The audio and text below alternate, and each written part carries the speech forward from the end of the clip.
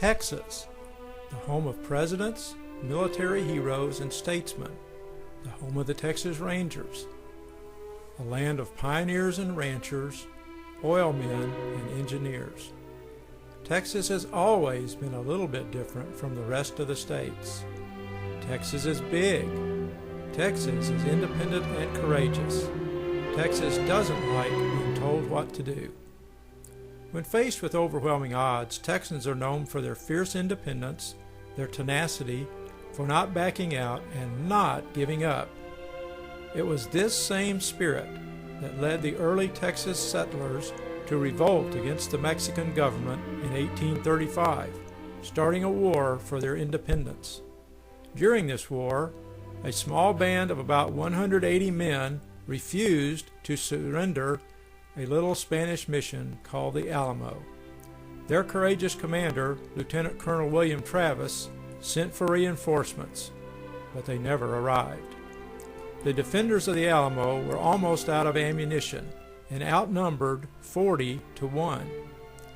Colonel Travis called his weary men together and described to them the hopelessness of the situation. If they did not surrender, they would surely die.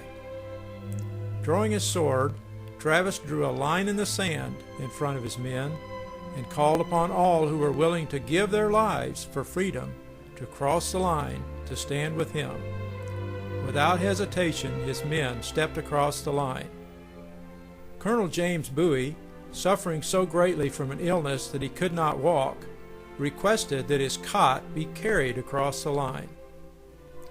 These brave men, which included David Crockett and his Tennessee Volunteers, were men who loved freedom. They were willing and ready to give their very lives for the cause of liberty and the principles they held dear. For them, it was victory or death. And the very next day, every man in the Alamo gave his life for liberty. But it doesn't end there. With the resilient, unconquerable Texas spirit, others took up where the defenders of the Alamo had fallen.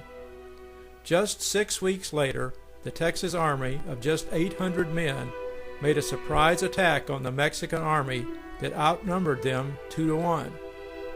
In a fight that lasted just 15 minutes, the Texans completely defeated the Mexican army, and the Republic of Texas was born. Since then, Texas has been the site of many more battles, struggles, sacrifices, and dramas. She and her people have bravely and nobly made the decision to stand for freedom, no matter what the cost. On March 4th, Texas will again be faced with a decision. The eyes of the nation will be upon her, the eyes of one man in particular. For Mike Huckabee, Texas is the deciding factor. For his campaign in Texas, it's win or die. Texans are being told that they don't have a choice, that the nominee was chosen without their help, that resistance is futile, that the odds are too great, that Governor Huckabee can't win. But the people who've said these things don't know Texas. Texans don't accept someone else's choices or analysis. Texans are independent and courageous. Texans know what it's like to be outnumbered. Texans are willing to stand for what's right in the face of overwhelming odds. Texans don't settle for second best, and Texans don't give up without a fight. The battle for Texas has begun.